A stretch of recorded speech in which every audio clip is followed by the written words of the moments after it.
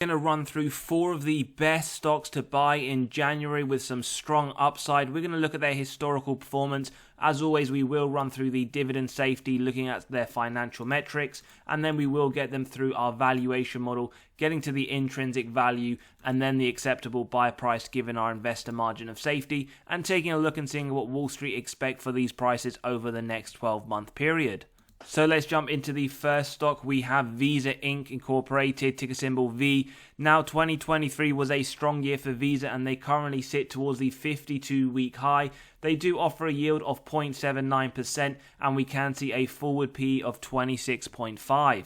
Now, if you've been holding this over the last 10 years, you would be up a very strong 349%, but bear in mind this doesn't include those dividends reinvested. Dividend safety score then 99, it is very safe. Market cap 528 billion, a mega cap company. Now recessionary metrics for those that see a recession inbound, well they increased the dividend during the 07-09 recession and had plus 9.5% recession sales, but remember that is above the average growth which was around negative 12%.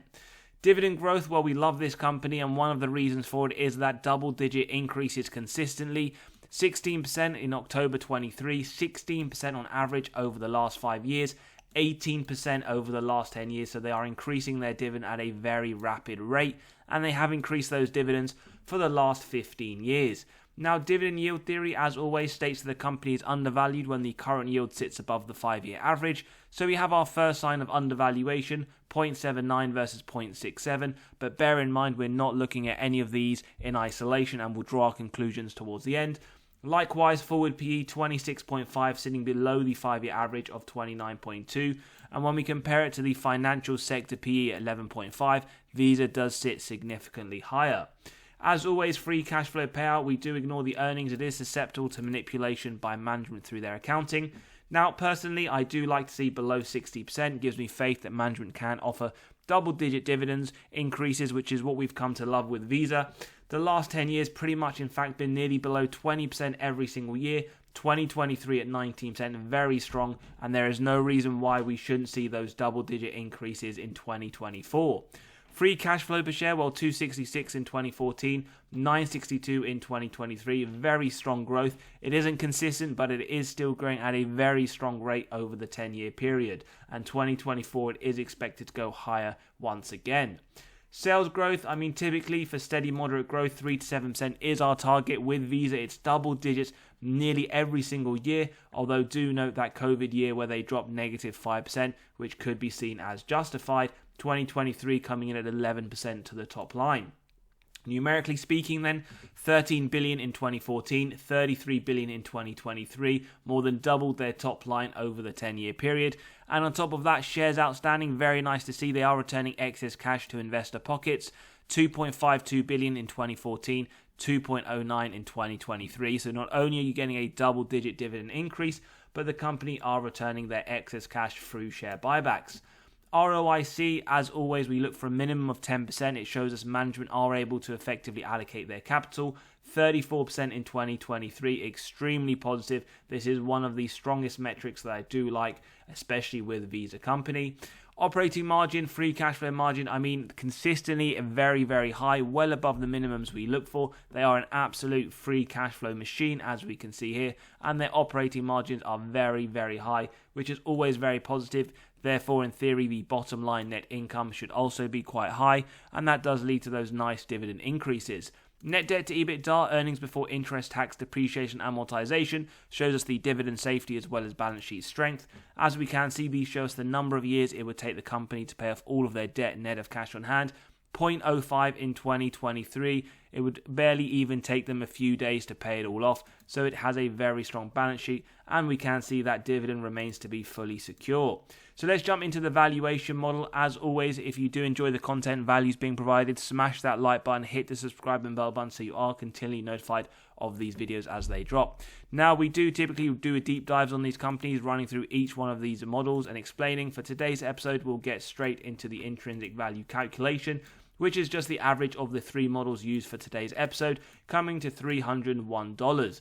Now, margin of safety for this company, well, typically we start off with 10% if we believe it has a wide moat, strong financial metrics, and good forward-looking data. A lot of people will argue for Visa that it does trade at a premium, so their margin of safety is typically smaller than other companies.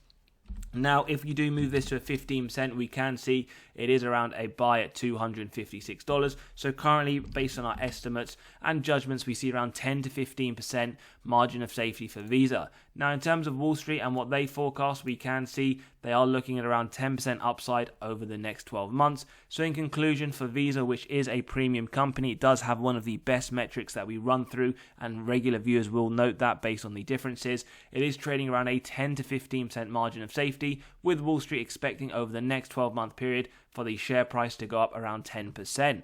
Moving on to the second company, we have ODFL, Old Dominion Freight Line. Now, this one also had a very strong 2023. It is currently trading in the mid to upper end of the 52-week range. It offers a small yield, 0.41%, forward PE of 35, and we can see if you've been holding this over the last 10 years, absolutely phenomenal growth, 963%. This is definitely one that is on my watch list, and I am looking to make this a position in the portfolio.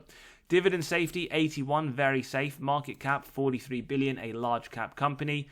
Recessionary metrics, well, they didn't pay a dividend in the last recession. Below average growth, although they significantly outperformed the S&P with a negative 22% return versus the S&P's negative 55. Dividend growth, what more can you ask for? 33% last year. We are expecting an increase next month, 35% over the last 5 years on average, and they've been increasing those dividends for the last 5 years.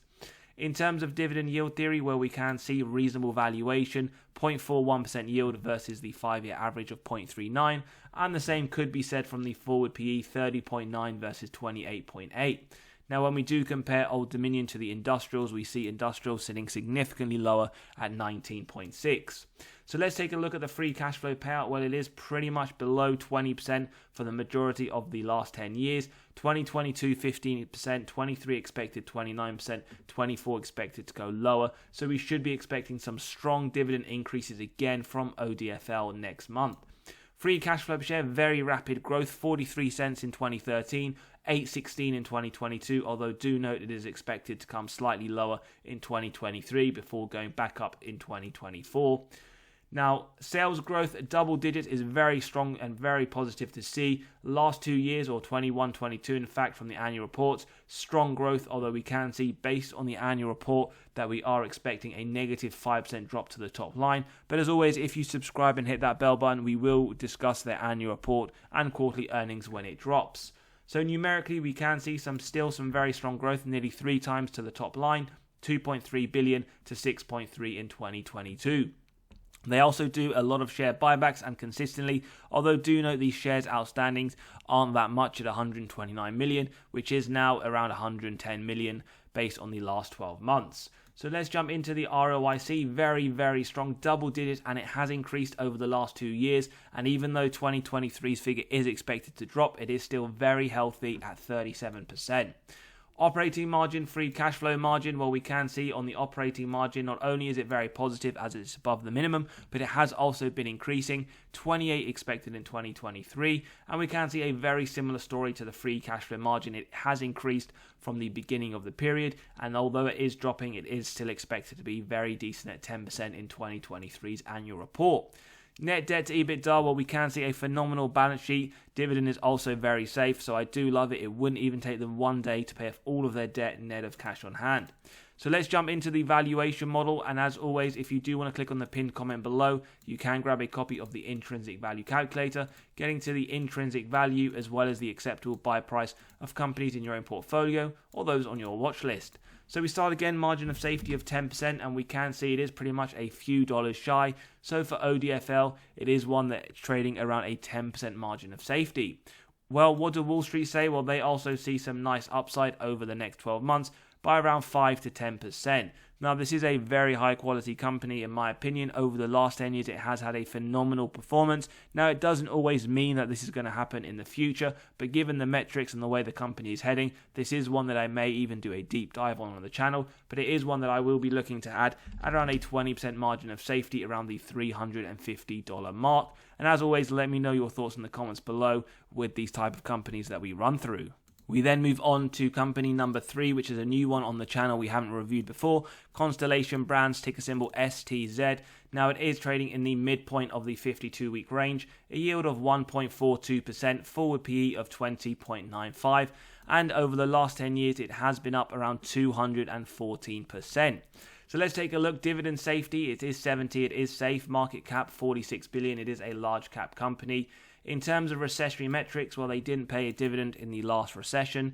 Below average growth at negative 28% and a near S&P return at negative 50%. Dividend growth, though, very positive to see, 11% last year and 9% over the last 5 years on average. As always, at a minimum, we are looking for 4%, as we do advocate on the channel to at least keep up in line with inflation at a bare minimum. And they've been increasing those dividends for the last 2 years. So looking at dividend yield theory, we can see a sign of reasonable valuation here at 1.42 versus the 5-year average, although we do note the forward PE at 19 sits below the 5-year average of 21, and in comparison it is pretty much in line with the consumer staples sector PE of 19.7. So let's take a look at the free cash flow payout. Well, below the 60% I personally target, 36% in 2023, expected to be pretty much there or thereabouts in 2024 as well, so we should be expecting a nice increase in the next few months. Free cash flow per share, $3.20 in 2014, $8.94 in 2023, nearly 3 times growth. Do note the inconsistencies though. While it has grown rapidly, we have seen over the last 4 years it remaining fairly flat, so it is something just to keep an eye on. Sales growth at a minimum, as always, we do look for steady moderate growth of 3 to 7%, which is pretty much where it has been over the more recent period. Going back to 2014 to 2017, they did see some nice double-digit growth. So it is one just to consider. Take a look at forward guidance, see what management are expecting over the next few years. And we can see over the last 10 years, they have nearly doubled their top line from 4.9 billion to 9.5. Share buybacks as well as share issuances has happened over the last 10 years. The net position, though, is they have bought back around 5 million shares, so not too much to discuss on that front. ROIC around that 10% consistently over the last 10 years. 2023 coming in at 30% is positive in my opinion. And when we look at the operating margin, it is nice to see some consumer staples do find this quite difficult to achieve such strong margins. So this is positive in my opinion for STZ. And free cash flow margin, the same can be said. Both 2023 numbers do look very healthy and strong, as well as the more recent prior years. Net debt to EBITDA then, 23 at 3.47 is one just to keep an eye on, although it does look positive that the forward and point next 12 months is coming down to 2.78. So for now, unless anything dramatically changes, they do have a decent balance sheet, as well as that dividend does remain to be safe. So let's take a look at the valuation model. Don't forget the intrinsic value is purely the average of the 3 models, and this comes to $306 for STZ.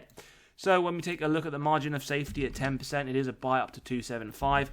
15% up to 260, and at 20% it isn't just there yet. So you are, based on our estimates and judgments, looking around a 15 to 20% margin of safety. Now, what do Wall Street say?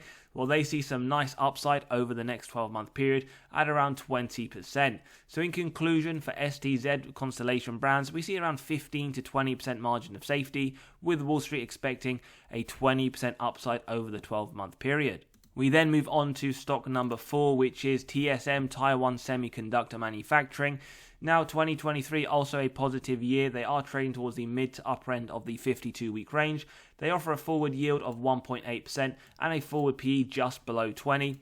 Over the last 10 years, they would have had some strong performances, up 475%, but do note they did hit their all-time high at the beginning of 2022 at around $140, and since has come down, although it is starting to look to move forwards and up. So TSM dividend safety 62, it is safe. Market cap just under 500 billion. It is a mega cap company. In terms of recessionary metrics, well, they cut the dividend during the last recession, below average growth, but also significantly outperformed the S&P with a negative 25% return. Dividend growth very positive over the more recent period, 17% just a few months ago, 7% on average over the last 5 years, and 14% over the last 10 years. And then when we take a look at the dividend yield theory, we can see reasonable valuation. The yield is pretty much in line with the 5-year average, although the forward P is slightly lower at 18 versus the 5-year average of 19.7. When we compare it to the information technology sector P, however, TSM is slightly lower at 18. So the free cash flow payout, just something to be aware of. They have had some years where it is above 100%. What this denotes is that the company paid out more in dividends than they generated in free cash flow. So something to be aware of, especially since 2023 is expected to be around 149%. Free cash flow per share, however, it has increased nearly 10 times over the last 10 years, $2.20 in 2013, $20 in 2022, although do note it is expected to come down in 2023 before going back up in 2024. So it is inconsistent, but over the longer period it is moving in the right direction. Sales growth as well, very strong, nearly double digit every single year. 2022's annual report 43%. 2023 though, it is expected to have dropped to 4%, which is still acceptable as a bare minimum in my opinion. In terms of the sales as well, we can see it has grown consistently and very positively. 597 billion in 2013, 2.2 in 2022. Shares outstanding though, they have kept this flat. They don't do share buybacks, but they also don't do share issuances, diluting your position as a shareholder. ROIC consistently in the 20s, very positive. 2023 expected to be 23%. And when we look at the margins on both the operating and free cash flow, well above the 16, 50% in 2022, 46% in 2023, and the same can be said about the free cash flow margin. And even though it has dropped in 2023, it is still positive in my opinion. Net debt to EBITDA, very positive. Wouldn't even take them one day to pay off all of their debt net of cash on hand. So this is a company with a strong balance sheet, and so far it does look like that dividend does remain to be safe. So let's jump into the valuation. Don't forget, click on that pinned comment below. You can grab a copy of the valuation model, getting to the intrinsic value and acceptable buy price of companies in your own portfolio. Margin of safety then at 10%, we do see it to buy up to $111. At 15%, $105. And at 20%, we can see $99. So essentially, we are looking at around 15 to 20% in terms of a margin of safety. And in terms of Wall Street, they are looking at around 20% upside. So in conclusion, for Taiwan Semiconductors, we are looking at around a 15 to 20% margin of safety. And in terms of Wall Street and what they forecast, they are looking around 20% upside over the 12-month period. As always, let me know if any of these companies are on your watch list, or if you have been adding any of them recently, or for whatever reason, some people may actually be bearish on these companies. As always, if you enjoyed the content, smash the like button, hit the subscribe and bell button. I'll catch you all on the next episode, and take care for now.